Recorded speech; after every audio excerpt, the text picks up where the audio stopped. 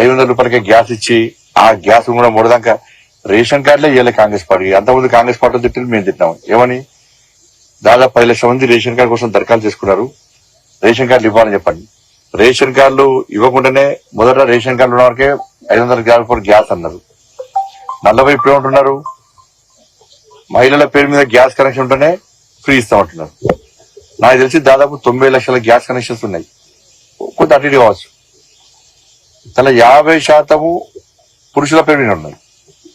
కానీ వాళ్ళందరూ గ్యాస్ ఇవ్వరా?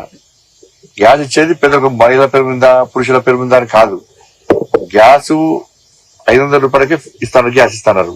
కానీ ఇవ్వాల్సిన బాధ్యత మీ మీద ఉంది. ఒకటి ఎన్నికల కోడ్ పేరుతో తప్పించుకునే ప్రయత్నం చేద్దాం.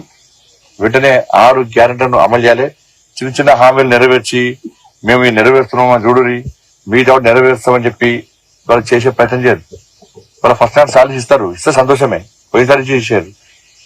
ఇది ప్రతి నెల తూచా తప్పకుండా శాలరీస్ ఇస్తామని చెప్పి ఇలా హామీ వెళ్తుంది కాంగ్రెస్ పార్టీ.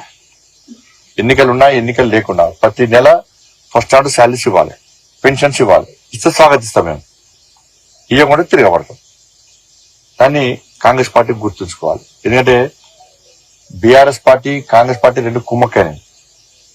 మీరు చూడండి, బీఆర్ఎస్ పార్టీ అవినీతి అని చెప్పి వీళ్ళు వాళ్ళని అంటున్నారు.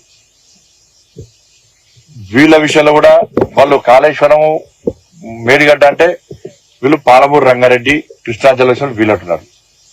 కాళేశ్వరంలో అవినీతి జరిగింది వాస్తవం. కాళేశ్వరంలో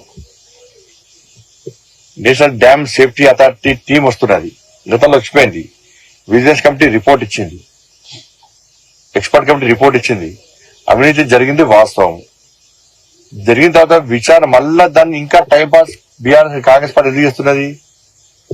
చేయాల్సిన అవసరం ఏమొచ్చింది? కేంద్ర సంస్థలు చెప్పినాయి, ఇక్కడ సంస్థలు చెప్పినాయి, అందరు తెలుసు విషయం. మీరు కూడా ఆధారంలో విచారణ చేస్తామని చెప్పన్నారు. యాక్షన్ తీసుకోవడంలో ఎందుకు ఆలస్యం అవుతున్నది? ఎందుకంటే మీరు యాక్షన్ తీసుకుంటే వాళ్ళు 6 గ్యారెంటీలు అడుగుతారు. టైం పాస్ చేయాలి.